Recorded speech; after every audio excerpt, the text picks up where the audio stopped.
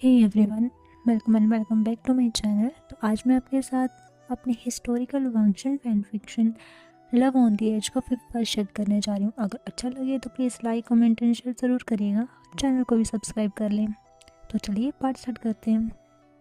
तो last part हमने छोड़ा था जहाँ विंग और वांगजी की फर्स्ट किस की नाइट के बाद मॉर्निंग में जब वे सब विंग को देखकर शर्मा रहे होते हैं तो विंग रूम में खुद के एक्स को देखकर कर्ज करता है। अब आगे विंग मिरर के आगे खड़ा हुआ था और वो खुद को डांटते हुए बोलता है, बेवकूफ़ विंग, तुम्हें इतनी भी अक्ल नहीं है। कल रात के बाद तुम ऐसे कैसे बाहर जा सकते हो? सब क्या सोच रहे होंगे अब तुम्हारे बारे में। विंग जिसकी नेक पर कल रात की वाइट मार्क का जो अभी एक डार्क हिक्की बन चुका था, वो उसे देखकर खुद को कर्ज किए जा रहा था अपनी लापरवाही के लिए। तभी वांगजी जो विंग के कर्ज करते ही अपने मेडिटेशन से बाहर आ गया था, वो उसे बुलाता है। वांगजी की आवाज़ सुनकर विंग चौंक जाता है और वो लंचा के बारे में तो भूल ही गया था। इसी सोच के साथ विंग कल रात की किस को याद करता है, जिससे विंग के फेस पर एक ब्लश आ जाता है। विंग से कोई आंसर ना पाकर वांगजी विंग के पास चला जाता है और फिर से विंग को बुलाता है। विंग अपनी सोच से बाहर आकर लंचा की ओर मुड़ता है। वांगजी कहता है, क्या हुआ? विंग जैसे ना चाहते हुए इतना ब्लश फील कर रहा था, वो कहता है, कुछ नहीं लंचा, तुम खाना खाओ, मैं अभी फ्रेश होकर आया। ऐसा कह के वो वॉशरूम की ओर भाग जाता है और वांगजी बेचारा कन्फ्यूजन में उसकी ओर देखता रहता है। थोड़ी देर के बाद वो लोग सब गांव वालों से मिलकर वहाँ से चले जाते हैं। विंग जो चलते हुए नजरें चुरा चुरा कर वांगजी को देखे जा रहा था। वांगजी विंग के इस बिहेवियर को नोटिस कर रहा था पर वो चुप था। लेकिन जब काफ़ी टाइम के बाद भी विंग कुछ नहीं बोल रहा था तो और बस चोरी चोरी उसको देखते हुए चल रहा था, तो वांगजी अब ये बर्दाश्त नहीं कर पाता। शायद उसे विंग की बकवक की आदत हो गई है और ये चुपचाप विंग कुछ उसे हजम नहीं हो रहा। तो और कल जो हुआ शायद उसकी वजह से विंग ऐसा बिहेव कर रहा है। बस यही सोचकर अब वांगजी चुप्पी तोड़ता हुआ बोलता है, विंग। विंग वांगजी की आवाज़ सुनकर रुक जाता है और हाँ लंच कहता है। वांगजी भी रुक गया था और वो विंग की ओर देखता है और कहता है, विंग, कल जो हुआ। विंग की धड़कनें बढ़ गई थी कल की बात सुनकर ही। क्या वांगजी उस किसकी एक्सप्लेनेशन देगा? विंग यही सोचकर थोड़ा ब्लश करता हुआ वांगजी से नजरें चुरा रहा था। उसकी धड़कनें इतनी बड़ी हुई थी कि उसे डर था कि वांगजी ना सुन ले। तभी वांगजी कंटिन्यू करते हुए बोलता है, कल जो हुआ, मैं तुमसे नाराज़ नहीं हूँ। नाराज़ मुझसे? लेकिन किसकी शुरुआत तो वांगजी ने की थी ना, तो ये लाइन तो विंग की होनी चाहिए, ना कि वांगजी की। विंग यही सोचकर कन्फ्यूजन में वांगजी को देखता है। वांगजी कहता है, मैं जानता हूँ तुमने जो हमारे कल्टीवेशन पार्टनर होने की बात कही थी वो सिर्फ इस शादी से मना करने के लिए थी, तो तुम्हें इतनी चिंता करने की ज़रूरत नहीं है। वांगजी की ईयर्स रेड हो गए थे ये सब बोलकर और विंग डम्फाउंडली वांगजी को देख रहा था। लंजा कब से कल रात जो हमारी मैरिड होने की बात को ही सोच रहा था, और मेरा जो फर्स्ट किस ले लिया उसका क्या? तभी विंग को उसकी सोच से बाहर लंजा की आवाज़ ले आती है जो उसे बुलाता है, विंग। तभी विंग को थोड़ा गुस्सा आता है, ऐसे कैसे लंजा विंग की फर्स्ट किस लेकर उसके बारे में नहीं बोल रहा। विंग कहता है, तुम बस शादी की बात कर रहे हो, इसलिए तुम मॉर्निंग से मेरे साथ इतने ऑकवर्ड थे। वांगजी नोट करता है। विंग डिसबिलीफ में साई करता है और बोलता है, और उसके अलावा कुछ नहीं। तभी वांगजी कन्फ्यूजन में पूछता है, इसके अलावा? विंग डिसअपॉइंटमेंट फील करता हुआ बोलता है, कुछ नहीं, और वहाँ से जल्दी जल्दी जाने लगता है। वांगजी कन्फ्यूजन में विंग के पीछे जाता है और उसकी आर्म पकड़कर उसे रोककर कहता है, क्या हुआ? तुम मुझसे नाराज़ क्यों हो? तभी विंग गुस्से में अपनी आर्म छुड़ाता और कहता है, मैं क्यों नाराज़ होऊंगा? ऐसा हुआ ही क्या था नाराज़ होने वाला? तभी वांगजी कहता है, विंग, तुम ऐसा रिएक्ट क्यों कर रहे हो? क्योंकि तुम कुछ नहीं, छोड़ो। ऐसा कह के विंग फिर से वहाँ से जाने लगता है, बट वांगजी फिर से उसे कंधे से पकड़ लेता और कहता है, विंग। वांगजी जो खुद नहीं जानता कि इन 3-4 हफ्तों में विंग ने उसकी लाइफ में इतनी इंपॉर्टेंस बना ली है कि खामोश रहने वाला वांगजी आज विंग के इस बदले हुए रंग को देखकर नाराज़गी को समझने के लिए इतना कुछ बोल रहा है। किसी का टच पसंद ना करने वाला वांगजी विंग को विलिंगली टच कर रहा है, पर वांगजी जानना चाहता है कि आखिरकार विंग को हुआ क्या। वांगजी कंटिन्यू करते हुए बोलता है, विंग, तुम नाराज़ क्यों हो? मैंने कहा तो मैं समझ सकता हूँ। विंग वांगजी की आवाज़ में इतनी डेस्परेशन जानने कि क्या हुआ देखकर वो एक गहरी सांस लेता है और खुद को शांत करके वांगजी से पूछता है, तो तुम्हें याद नहीं कि कल रात कमरे में क्या हुआ? तभी वांगजी अपने दिमाग पर जोर डालता हुआ बोलता है, कल रात तो फंक्शन के बाद मिस मैना ने लास्ट ड्रिंक जो दी थी उसे पीने के बाद मुझे याद नहीं आ रहा कि क्या हुआ। तभी विंग कहता है, ड्रिंक? वांगजी नोट करता है। तभी विंग को याद आता है कि हाँ, मिस मैना ने ड्रिंक दी थी जो देखने में तो जूस लग रहा था पर एक्चुअल में वो अल्कोहलिक की तरह काम करती है। मैना ने बताया था अपनी स्पेशल ड्रिंक के बारे में। उसे पता नहीं था कि ये भी वांगजी पर इतना इफेक्ट करेगी। ये सोचकर विंग साई करता है और वांगजी के उस परेशान चेहरे को देखता है और एक स्वीट से स्माइल वांगजी को देता है। वांगजी बेचारा विंग के इन मूड स्विंग्स को समझ नहीं पा रहा था। तभी विंग उसे बताता है कि वो उनकी जो स्पेशल ड्रिंक थी वो अल्कोहलिक इफेक्ट रखती है, इसलिए शायद रंजा को याद नहीं रहा। वांगजी थोड़ा टेंशन में आ जाता है और पूछता है कि उसने कुछ किया तो नहीं था जैसा जिससे विंग नाराज़ हो गया था। अब विंग कैसे बताए कि उसने तो बेचारे विंग की पहली किसी ही ले ली और अब उसे याद भी नहीं। तो फिर विंग को वांगजी को टीज करने का मन करता है और इसी सोच को लेकर वो वांगजी से कहता है, कुछ किया? तुम सोच नहीं सकते तुमने क्या क्या कर दिया। मुझे तुमसे ये उम्मीद नहीं थी रंजा। मैं तुम्हें अपना बेस्ट फ्रेंड मानता था और तुम। वांगजी विंग की बात सुनकर बहुत टेंशन में आ जाता है और कहता है, विंग मुझे माफ़ कर दो, मैंने तुम्हें हर्ट किया पर मैं तुम्हारी रिस्पॉन्सिबिलिटी लेने के लिए तैयार हूँ। विंग जो मस्ती में ऐसे ही ड्रामा करके बहुत सैड फेस बनाकर मुंह लटका कर ये बोल रहा था। वांगजी ये बात सुनकर वो उसे देखने लगता है। वांगजी विंग के फेस पर अपना हाथ रखते बोलते हैं, मैं तुम्हारे साथ कभी नहीं छोड़ूंगा। विंग देख पा रहा था कि वांगजी कितना सिंसियर है अपने वर्ड्स को लेकर, कितना भोला है ना उसका लंजा। ये सोचकर ही विंग वांगजी को एक प्यारी सी स्माइल देता है और वांगजी का हाथ जो उसके फेस पर था उसे अपने हाथ में लेकर कहता है, मैं भी तुम्हारे साथ कभी नहीं छोड़ूंगा।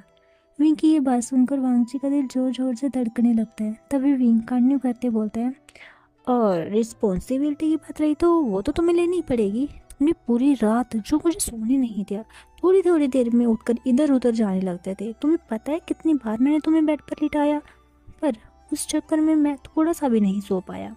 विंग ये सब झूठ बोलता है पर वांगजी जैसे समझ रहा है वैसा भी तो कुछ नहीं हुआ था ना। वो तो बस मस्ती कर रहा था पर उसे नहीं पता था कि वांगजी इतना सीरियस हो जाएगा।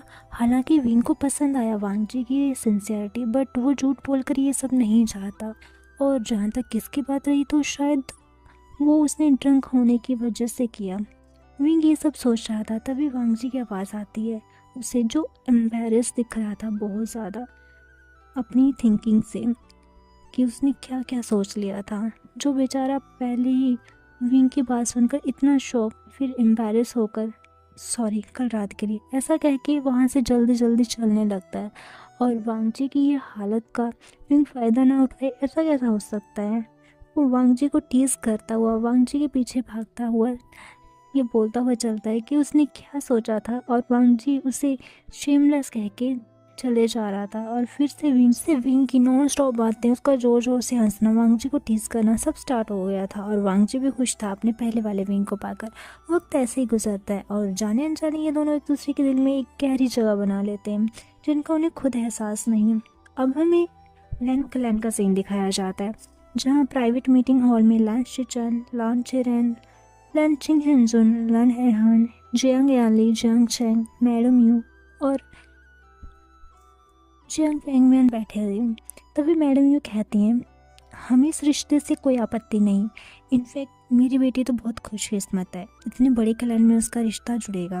तभी लान चिंग हेंजुन कहते हैं, तो फिर तय रहा कि हम अगले 3 हफ्तों में इनकी शादी कर देंगे। तीनों बच्चों की छुट्टियां भी हैं 2 हफ्तों के लिए, तो शादी की वजह से उनकी पढ़ाई पर कोई असर भी नहीं पड़ेगा। तभी चुंगा शिचन और यानली से पूछते हैं कि तुम दोनों को तो कोई प्रॉब्लम नहीं। यानली शर्माते हुए ना में सर हिला देती है और शिचन भी स्माइल करते हुए बोलते हैं, नहीं जैसा आप लोग ठीक समझो।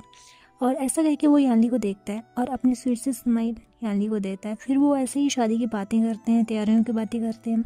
शाम को सब अपने अपने रूम में थे। तभी शिंगेजुन हांशी आते हैं।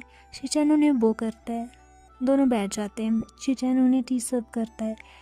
शिंगेजुन कहते हैं, शिचैन बेटा मैं जानता हूँ कि तुमने बहुत ही जल्द इस सेक्ट की जिम्मेदारी अपने कंधों पर ले ली मेरी वजह से, और अब सेक्ट रूल्स के अकॉर्डिंग तुम्हें शादी भी करनी पड़ रही है, क्योंकि जो भी सेक्ट लीडर बनता है उसे जल्दी ही शादी भी करनी होती है। पर बेटा, शादी एक बहुत ख़ास रिश्ता है। अगर लाइफ पार्टनर से प्यार हो तो लाइफ का हर पल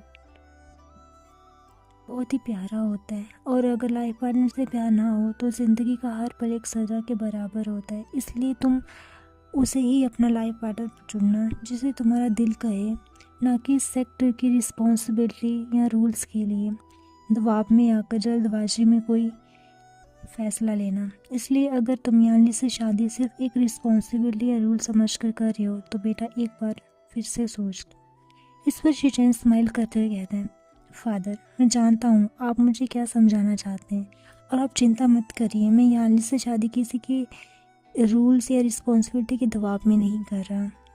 मैं उससे शादी खुद करना चाहता हूँ। वो एक अच्छी लेडी है और मेरा दिल कहता है कि वो मेरे लिए परफेक्ट है।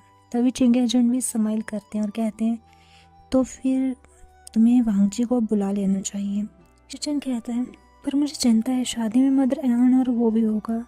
चिंगेजन सही करते और कहते हैं, उसका पता नहीं, तुम तो जानती हो वो भी अपनी मर्जी का मालिक है, और हमारे लैंड के रूल्स तो उसे बिल्कुल भी पसंद नहीं।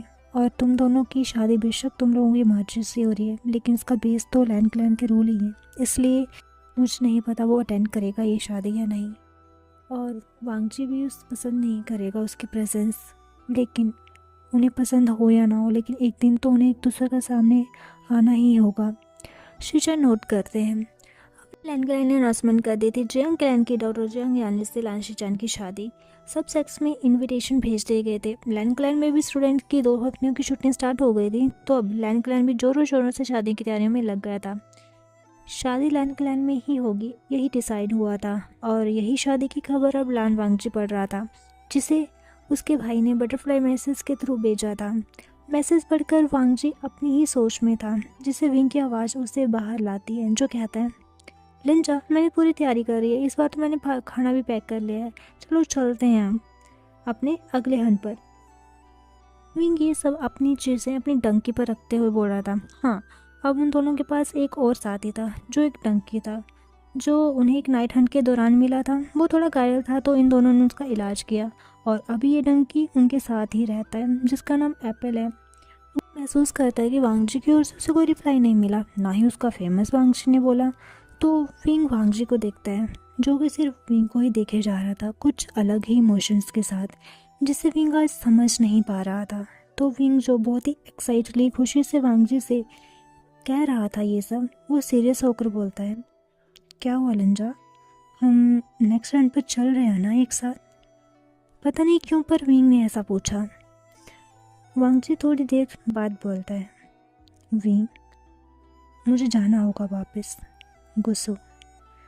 विंग अभी सिर्फ वांगजी को ही देख रहा था, तो विंग के उस अनकहे या बिना पूछे वाले क्वेश्चन को आंसर देते हुए वांगजी कहता है, फैमिली को मेरी ज़रूरत है।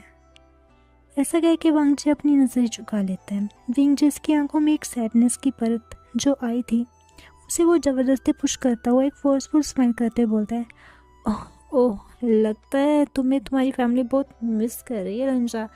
कि अगर करे क्यों ना, उनका इतना हैंडसम बैचलर लड़का उनसे इतनी देर तक इतना दूर जो रहा, उन्हें डर होगा कि तुम्हें कोई उनसे छुड़ा ना ले, है ना?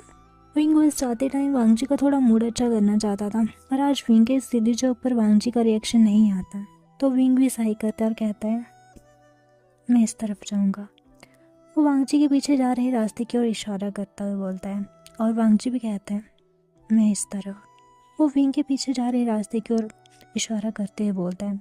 विंग नोट करता है और एप्पल को लेकर उस रास्ते की ओर बढ़ जाता है, और हाथ को बाई जैसा हिलाता हुआ ये कहता हुआ चला जाता है कि किस्मत ने चाहा तो फिर मिलेंगे। वांगजी विंग को ही देखता रहता है जब तक वो उसकी नज़रों से ओझल नहीं हो जाता। हे गाइस, तो आज के लिए बस इतना ही। मिलते हैं नेक्स्ट पार्ट में, तब तक के लिए bye bye and take care.